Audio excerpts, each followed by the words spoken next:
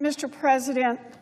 Recognized Senator from Massachusetts. Mr. President, the reason that I ask for unanimous consent to proceed with the No Argentina Bailout Act, it's a bill that I co-authored with Senators Kaine, Van Hollen, Booker, Smith, Gallegos, Sanders, and Welch. And the reason for this is because in his presidential campaign, Donald Trump promised to put, quote, America first, not Argentina first, America first. Right now, American families are struggling to pay for groceries and rent because of Donald Trump's chaotic tariffs and other disastrous economic policies.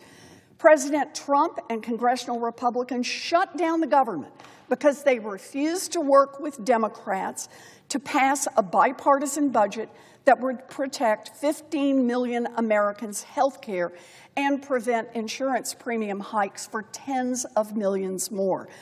Now, Republicans would rather shut down the government than help Americans afford health care. Because of the Republican shutdown, more than 250,000 federal employees won't receive their scheduled paychecks. National parks are understaffed, and some are even closed entirely. Air traffic controllers and TSA agents aren't getting their paychecks, and shutdown-related staff shortages have led to flight delays. Critical government agency functions are being affected across the board. But one government function that President Trump didn't want to shut down, sending $20 billion, American taxpayer dollars, to Argentina. That's right. Even while the Trump administration is trying to fire more American workers and shut down more services here in the United States, Donald Trump is carefully keeping open the office at the Treasury Department responsible for executing his bailout of Argentina's financial markets. The administration agreed to send $20 billion in American taxpayer money to Argentina's central bank, and that loan is evidently just the start. Secretary Bessent also revealed that Treasury started purchasing Argentine pesos directly and promised that, going forward, Treasury would do whatever it takes to keep Argentina's financial markets afloat, including buying up the country's debt. Secretary Bessent seems to be saying that the American economy can tank and Americans can pay higher prices, but there will be no end to using American taxpayer dollars to bail out Argentina. For Trump, the leader of Argentina is more important than American families struggling with rising costs for health care. This is a bitter blow, but for American farmers, the story is even worse. For months now, American farmers, particularly American soybean farmers, have been suffering under the weight of Trump's sweeping tariffs. Buyers around the world have been reluctant to purchase from our farmers when Trump is slapping tariffs on their home countries. While our farmers suffer, other countries sense an opportunity for themselves. A few weeks ago, Argentina cut a deal with China to boost the sales of their soybeans and leave American soybean farmers out in the cold. After Argentina took those actions, after Argentina cut a deal to take the legs out from underneath American farmers, Trump authorized a $20 billion bailout for Argentina. This development is so terrible for American farmers and so embarrassing that the Treasury Secretary was caught looking at frantic texts from President Trump's own Agriculture Secretary complaining that the U.S. is bailing out a country that cozied up to China at the expense of American farmers. So why is Donald Trump backpedaling on America first to make it Argentina first?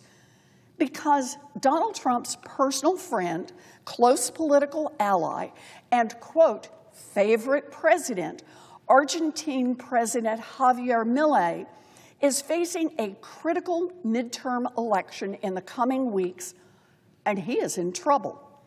Milei's popularity has plummeted in recent months because of his ongoing corruption scandals and the complete failure of his radical economic agenda. As a result, his party suffered a surprising defeat in local elections in September. Now, the election coming up on October 26th will determine whether Milei can keep exerting control over Argentina's legislature. With global investors pulling their money from the country, trying to get off his sinking ship and destabilizing its financial markets, his party's electoral chances looked really slim. So Trump is sending $20 billion U.S. taxpayer dollars to bail out Argentina and prop up Milei so he can stay in power. That's Argentina first, not America first. But there's more.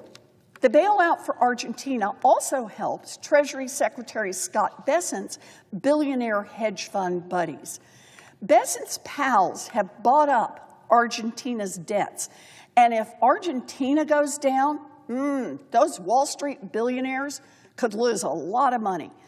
Bailing out Argentina gives an off-ramp to the Wall Street giants who want to exit their investments. And meanwhile, here at home, the Trump administration is pushing 15 million Americans toward an unwanted off-ramp from their current health care.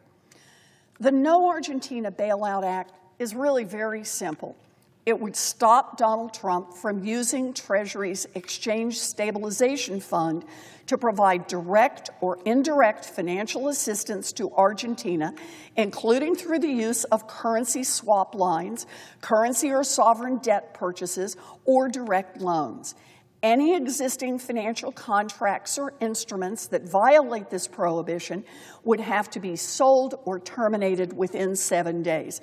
The prohibition expires at the end of President Milei's term in December 2027. And if, for some unforeseen reason, it is actually in America's interest to provide economic aid to Argentina during this period, the administration can come here to Congress and get approval. Today, President Trump hosted the president of Argentina at the White House after showering his country with American taxpayer money. It is shameful that President Trump is propping up a foreign government while he shuts down the American government. It is simple. If you really want to put America first, then you will support American farmers and American families and urge passage of the No Argentina Bailout Act. Thank you, Mr. President. I yield the floor.